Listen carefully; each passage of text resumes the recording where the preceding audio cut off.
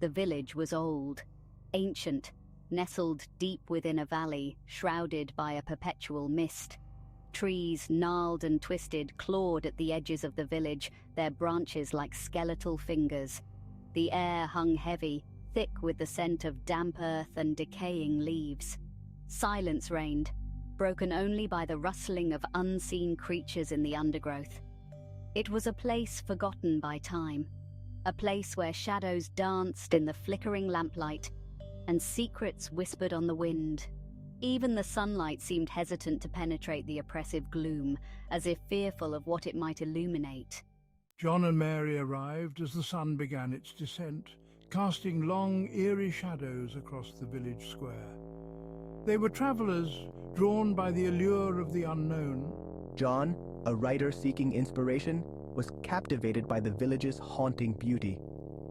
Mary, a photographer, saw a story in every weathered face, every crumbling stone. They found lodging in a small inn, its wooden beams groaning under the weight of ages. The innkeeper, a woman with eyes as old as the village itself, greeted them with a wary silence. Her gaze lingered on them, filled with a mixture of curiosity and apprehension. Their room was small, lit by a single flickering candle. The air was cold and damp, carrying the faint scent of mildew. Outside, the wind howled like a lost soul, rattling the windows in their frames. As darkness fell, the village transformed. Shadows deepened, stretching and contorting into grotesque shapes. Sounds, faint and indistinct, began to echo through the narrow, cobbled streets. Whispers carried on the wind seemed to emanate from the very walls themselves. John, drawn by the mystery, ventured out.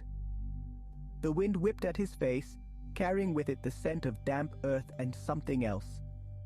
Something ancient and unnameable. He felt a presence, unseen but palpable, watching him from the shadows.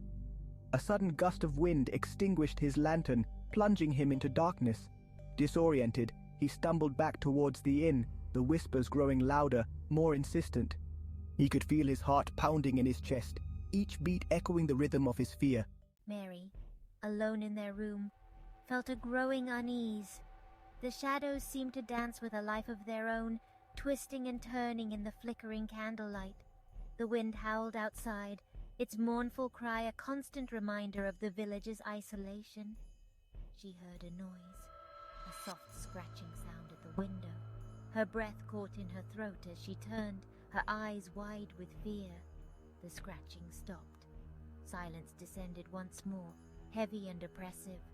She tried to convince herself it was just the wind, but the fear lingered, a cold knot in her stomach. Outside, the whispers continued, their voices growing closer, more distinct. They seemed to be calling her name, beckoning her into the darkness. The next morning, the village was shrouded in a thick fog. John and Mary packed their belongings, their faces pale and drawn. They spoke little, their silence punctuated by the lingering fear in their eyes. As they left the village, they cast one last glance back. The fog swirled, obscuring the village from view, as if swallowing it whole. The whispers, fainter now, followed them, echoing in their minds long after the village was out of sight. What had they encountered in that village of shadows? Was it merely the wind playing tricks on their minds, or something more sinister? The answer remained elusive, lost in the mist, a chilling reminder that some mysteries are best left unsolved.